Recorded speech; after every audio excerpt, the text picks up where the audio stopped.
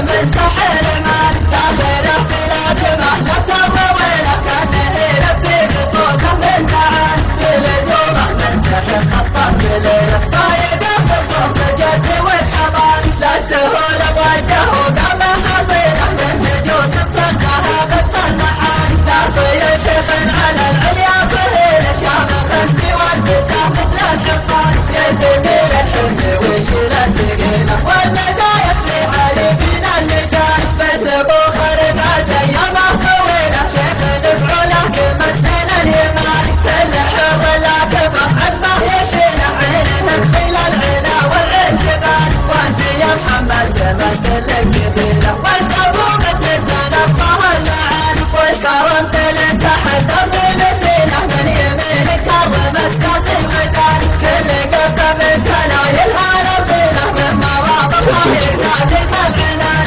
كل وضع شبهوها بالجريه ذكرها بين الارض والسماء للدماغ سلسله بالخلق صله وامها للماثل سحر اليمان تنهى ذلك